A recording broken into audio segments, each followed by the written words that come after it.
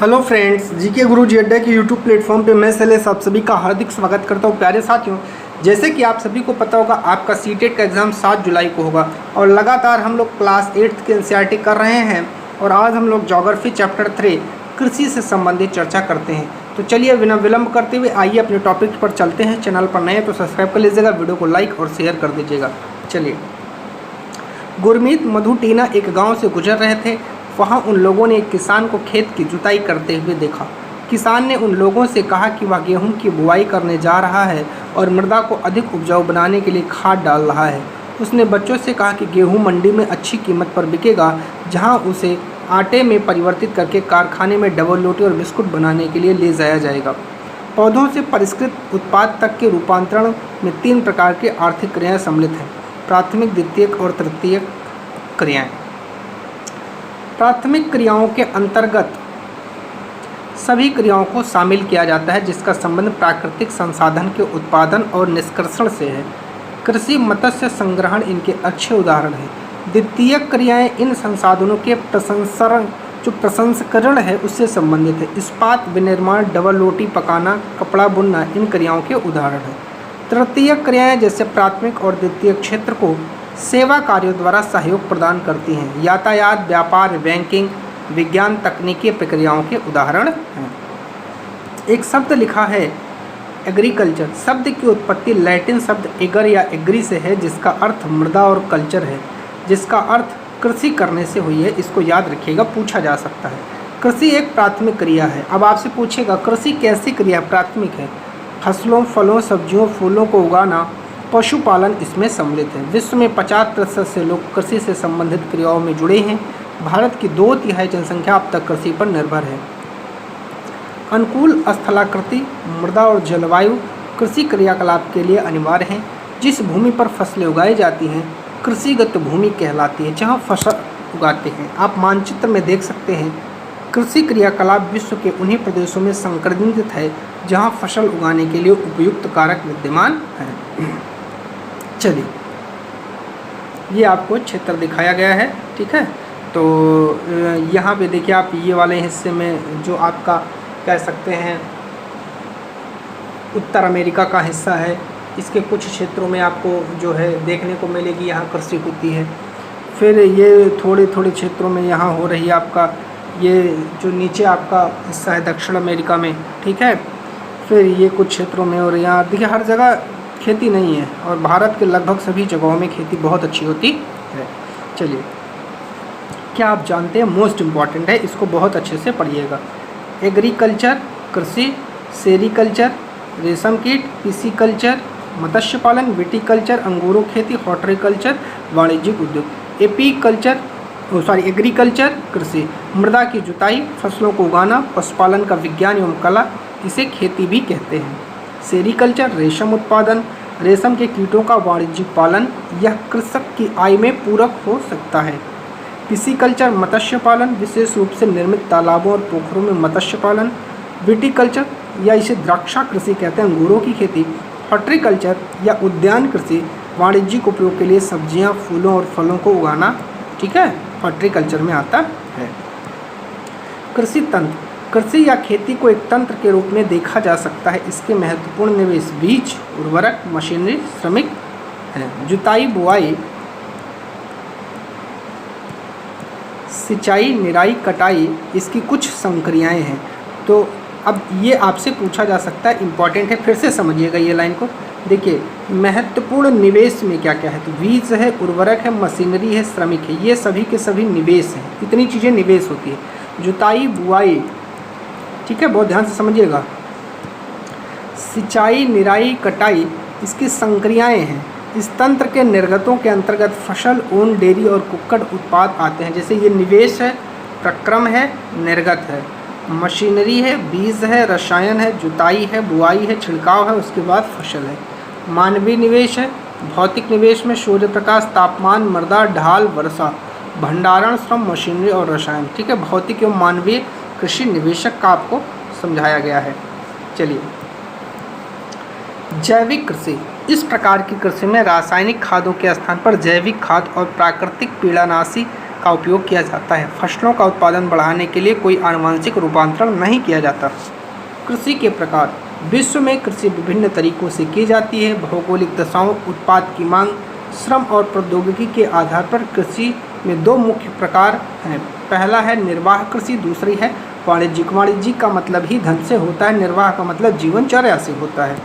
चलिए, निर्वाह कृषि इस प्रकार की कृषि कृषक परिवार की आवश्यकताओं को पूरा करने के लिए की जाती है।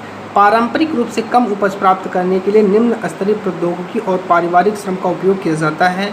निर्वाह कृषि को पुनः गहन कृषि और आदिम कृषि में वर्गीकृत किया जाता है।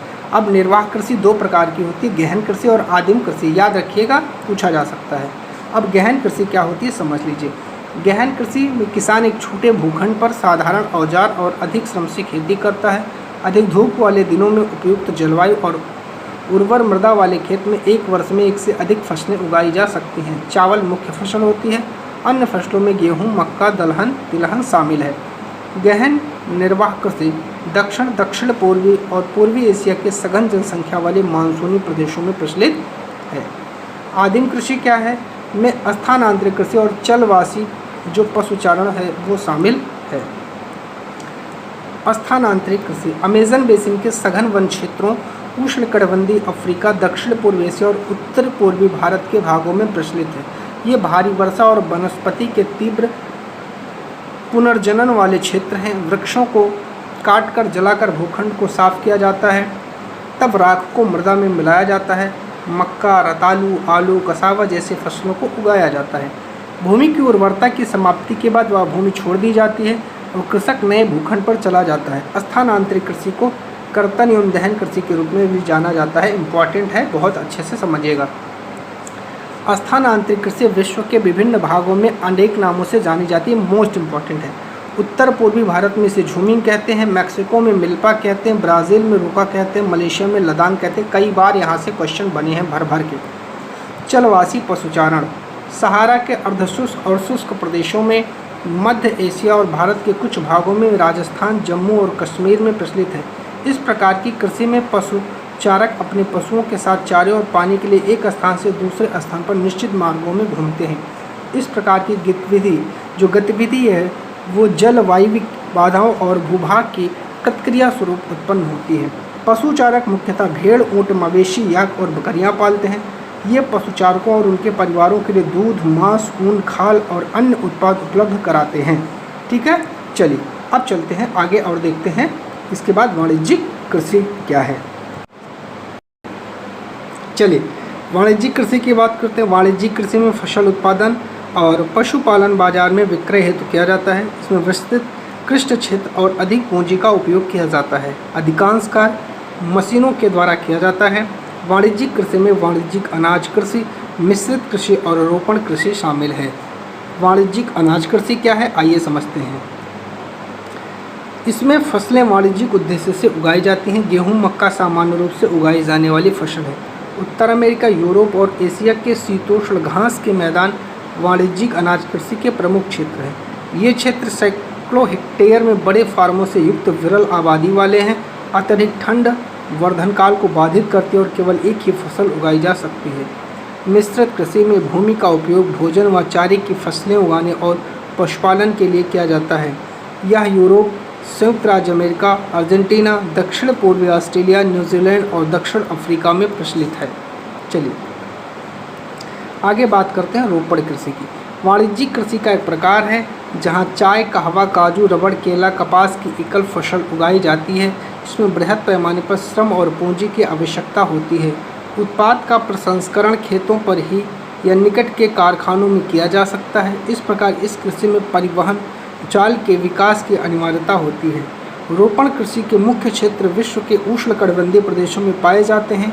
मलेशिया में रबड़, ब्राज़ील में कहवा, भारत और श्रीलंका में चाय इसके कुछ उदाहरण हैं। चलिए ये आपको दिखाया गया है केले की रोपण कृषि मुख्य फसल। बढ़ती हुई जनसंख्या की आवश्यकताओं को पूरा करने के लिए विविध प्रकार की फसलें उगाई जाती हैं। फसलें कृषि आधारित उद्योगों के लिए भी कच्चे माल की आपूर्ति करती हैं। गेहूँ, चावल, मक्का, बाजरा इसकी मुख्य फसलें हैं। जूट और कपास रेशेदार फसलें हैं। चाय और कहवा मुख्य जो है पेय फसलें हैं। ठीक है, चलिए बात करते हैं चावल की। विश्व की यह मुख्य खाद्य फसल है। उष्णकटिबंधीय और उपोष्णकटिबंधीय प्रदेशों का मुख्य आहार है। चावल के लिए उच्च तापमान, अधिक आर्द्रता, वर्षा की आवश्यकता अधिक होती है। यह फसल चीकायुक्त जलोढ़ मृदा जिसमें जल रोकने की क्षमता सर्वोत्तम ढंग से बढ़ती है। चीन चावल उत्पादन में अग्रणी है। इसके बाद भारत, जापान, श्रीलंका और मिस्र हैं। यहाँ से क्वेश्चन बनते हैं, पूछा जाता है। अनुकूलन जलवायविक दशाओं जैसे पश्चिमी बंगाल और बांग्लादेश में एक वर्ष में 2 से 3 बार फसलें इसकी उगाई जाती हैं। चलिए गेहूं पर चलते हैं। गेहूं के वर्धन काल में मध्यम तापमान एवं वर्षा, शस्य कर्तन के समय तेज धूप की आवश्यकता होती है। इसका विकास अपवाहित दुमट मृदा में सर्वोत्तम ढंग से होता है। गेहूं संयुक्त राज्य अमेरिका, कनाडा, अर्जेंटीना, रूस, यूक्रेन, ऑस्ट्रेलिया और भारत में विस्तृत रूप से उगाया जाता है। भारत में यह शीत ऋतु में उगाया जाता है। मिलेट मोटे अनाज के रूप में भी इसे जानते हैं और कम उपजाऊ तथा बलुई मृदा में उगाया जाता है। ये ऐसी फसल है जिसे कम वर्षा और उच्च से मध्यम तापमान तथा पर्याप्त सूर्य प्रकाश की आवश्यकता होती है। ज्वार, बाजरा और रागी भारत में उगाए जाते हैं। नाइजीरिया, चीन और नाइजर इसके अन्य उत्पादक देश हैं। मक्का, इसके लिए मध्यम तापमान, वर्षा और अधिक धूप की आवश्यकता होती है। इसे सुअपवाहित उपजाऊ मृदा की आवश्यकता होती है। मक्का उत्तर अमेरिका, ब्राज़ील, चीन, रूस, कनाडा, भारत और मेक्सिको में उगाई जाती है। क्या आप जानते हैं मक्का को कॉर्न के नाम से भी जाना जाता है। विश्व में इसकी विभिन्न रंग बिरंगी प्रजातियां पाई जाती हैं, जिसे आप लोग गाँव में भुट्टा भी कहते हैं। कपास, इसकी वृद्धि के लिए उच्च तापमान, हल्की वर्षा, 200 से 210 पाला रहित दिन और तेज चमकीली धूप की आवश्यकता होती है। अब आपसे पूछता कपास है इसके लिए पाला रहित दिन कितना होता है? 200 से लेकर के 210 पूछा जाता है। जलोढ़ मृदा में सर्वोत्तम उगती है। किस मृदा में सर्वोत्तम उगती है? जलोढ़ में। चीन, संयुक्त राज्य अमेरिका, भारत, पाकिस्तान, ब्राज़ील, मिस्र कपास के अग्रणी उत्पादक हैं। यह सूती वस्त्र उद्योग के लिए महत्वपूर्ण कच्चा माल है। पटसन, इसको सुनहरा रेशा के रूप में भी जाना जाता है। यह जलोढ़ मृदा में अच्छे ढंग से विकसित होता है। इसे उच्च तापमान, भारी वर्षा और आर्द्र जलवायु की आवश्यकता होती है। यह फसल उष्णकटिबंधीय क्षेत्रों में उगाई जाती है। भारत और बांग्लादेश पटसन के उत्पादन में अग्रणी है। ठीक है। कॉफ़ी की खोज के विषय में विभिन्न कहानियाँ प्रचलित हैं। अब आप लोग इसको पढ़ लीजिएगा, ये कहानी है। ठीक है, चलिए बता ही देता हूँ। कॉफ़ी की खोज के विषय में विभिन्न कहानियाँ प्रचलित हैं। लगभग 850 ईस्वी में कॉल्दी नामक एक अरब वासी जो बकरी चराने वाला था, अपनी बकरियों की अनोखी उछल कूद और हरकतों को देखकर परेशान था। एक दिन उसने भी उस सदाहरित पौधे की फलियों को खाकर देखा जिन्हें उनकी बकरियां प्रतिदिन खाया करती थी। उसे आनंद के भाव अनुभव करने के बाद अपनी खोज के विषय में संसार को बताया। चलिए कॉफ़ी पर चलते हैं। इसके लिए गर्म एवं आर्द्र जलवायु और सुअपवाहित दोमट मृदा की आवश्यकता होती है। तो कॉफ़ी के लिए दोमट मृदा। इस फसल की वृद्धि के लिए पर्वतीय ढाल अधिक उपयुक्त होता है। ब्राज़ील कॉफ़ी का अग्रणी उत्पादक है। इसके पश्चात कोलंबिया और भारत है।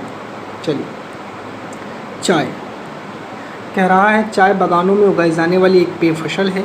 इसकी कोमल पत्तियों की वृद्धि के लिए ठंडी जलवायु और वर्ष भर समवितरित उच्च वर्षा की आवश्यकता होती है। इसके लिए सुअपवहित दुमट मृदा और मंद ढाल की आवश्यकता होती है। पत्तियों को चुनने के लिए अधिक संख्या में श्रमिकों की आवश्यकता होती है। चलिए आगे चलते हैं। कह रहा है कृषि का विकास। कृषि विकास का संबंध बढ़ती जनसंख्या की बढ़ती मांग को पूरा करने के लिए कृषि के उत्पादन को बढ़ाने की दिशा में किए जाने वाले प्रयासों से है। यह कई तरीकों से प्राप्त किया जा सकता है, जैसे बोए गए क्षेत्र में विस्तार करके बोई जाने वाली फसलों की संख्या बढ़ाकर, सिंचाई सुविधाओं में सुधार करके, उर्वरकों और उच्च उपज देने वाले बीजों के प्रयोग द्वारा। कृषि का मशीनीकरण भी कृषि विकास का एक अन्य पहलू है। कृषि के विकास का चरम लक्ष्य खाद्य सुरक्षा को बढ़ाना है। आगे चलिए। खाद्य सुरक्षा तभी बनी रहती है जब सभी व्यक्तियों को क्रियाशील और स्वस्थ जीवन जीने के लिए आहार की आवश्यकता और प्राथमिकता के आधार पर हर समय पर्याप्त, सुरक्षित और पौष्टिक खाद्य पदार्थ की सुविधा उपलब्ध हो। कृषि का विकास विश्व के विभिन्न भागों में विभिन्न गतियों से हुआ है। अधिक जनसंख्या वाले विकासशील देश अधिकतर गहन कृषि करते हैं, जहाँ छोटी जोतों पर सामान्यतः जीविकोपार्जन के लिए फसलें उगाई जाती हैं। बड़ी जोत वाणिज्यिक कृषि के लिए अधिक उपयुक्त होती हैं, जैसे संयुक्त राज्य अमेरिका, कनाडा और ऑस्ट्रेलिया में। आओ हम दो फॉर्मों, एक भारत और दूसरे संयुक्त राज्य अमेरिका की वस्तु स्थिति का अध्ययन की सहायता से विकासशील और विकसित देशों की कृषि के विषय में जानते हैं। भारत का एक फर्म उत्तर प्रदेश के गाजीपुर जिले में आदिलाबाद एक छोटा सा गांव है। मुन्नालाल इस गांव का एक छोटा किसान है। लगभग 1.5 हेक्टेयर का एक फार्म है। उसका आवास मुख्य गांव में वह अधिक उपज देने वाले बीजों को बाजार में वर्ष में एकांतर पर खरीदता है। उसको जो भूमि है उर्वर है, वह वर्ष में कम से कम 2 फसलें सामान्यतः गेहूं या चावल और दालें उगाता है। किसान अपने मित्रों और बुजुर्गों के साथ सरकारी कृषि अधिकारियों से कृषि कार्यों के संबंध में सलाह लेता है। वह अपने खेत की जुताई के लिए भाड़े पर ट्रैक्टर लेता है। यद्यपि उसके कुछ मित्र अभी भी बैलों से खेतों को जोतने की परंपरागत विधि का प्रयोग करते हैं। समीप के खेत में एक नलकूप है जिसे वह अपने खेत की सिंचाई करने के लिए भाड़े पर लेता है। मुन्नालाल के पास 2 भैंस और 2 मुर्गियां हैं। वह निकट के शहर में एक सहकारी भंडारण में दूध बेचता है। वहाँ का एक सदस्य है। सहकारी समिति उसके जानवरों के लिए चारे के प्रकार, पशुधन के स्वास्थ्य के सुरक्षात्मक उपायों और कृत्रिम गर्भाधान के संबंध में सलाह देती है। कृषि के विविध कार्यों में परिवार के सभी सदस्य उसकी सहायता करते हैं। कभी कभी वह बैंक या कृषि सहकारी समिति के बीजों की उच्च उपज वाली किस्मों और औजारों को खरीदने के लिए ऋण लेता है। वह अपने उत्पाद को निकट के शहर में स्थित मंडी में बेचता है। अधिकांश किसानों के पास भंडारण सुविधाओं की कमी होती है, इसीलिए वे बाजार के अनुकूल न होने पर भी अपने उत्पादों को बेचने के लिए विवश हैं। हाल के वर्षों में सरकार ने भंडारण की सुविधाओं के विकास के लिए बहुत सारे कदम उठाए हैं। चलिए संयुक्त राज्य अमेरिका पर चलते हैं। संयुक्त राज्य अमेरिका में एक फॉर्म का औसतन आकार भारतीय फॉर्म की तुलना में बहुत बड़ा होता है। संयुक्त राज्य अमेरिका में एक प्रारूपिक फॉर्म का आकार 250 हेक्टेयर का होता है। अब आपसे पूछा जा सकता है कितने हेक्टेयर का होता है, इंपॉर्टेंट है।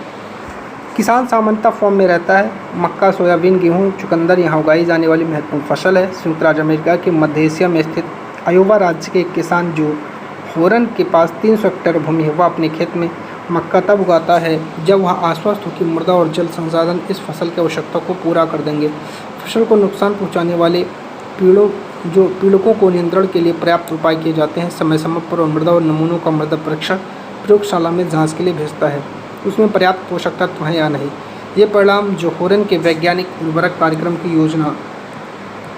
योजना बनाने में मदद करते हैं, उसका कंप्यूटर उपग्रह से जुड़ा हुआ है जो उसे खेत की यथार्थ तस्वीर देता है। वह रासायनिक उर्वरकों और पीड़कनाशकों का आवश्यकता अनुसार प्रयोग करने में मदद करता है। वह ट्रैक्टरों, बीजों, बोने की मशीनों, संतलक संयुक्त हेक्टेयर और थ्रेशर का उपयोग कृषि संबंधी विविध संक्रियाओं में करता है। अनाज स्वचालित अन्न भंडार से संचित किए जाते हैं अथवा बाजार अभिकरणों मार्केट एजेंसियों में भेजे जाते हैं। संयुक्त राज्य अमेरिका में किसान एक व्यवसायी की तरह काम करता है, न कि एक खेतिहर किसान की तरह।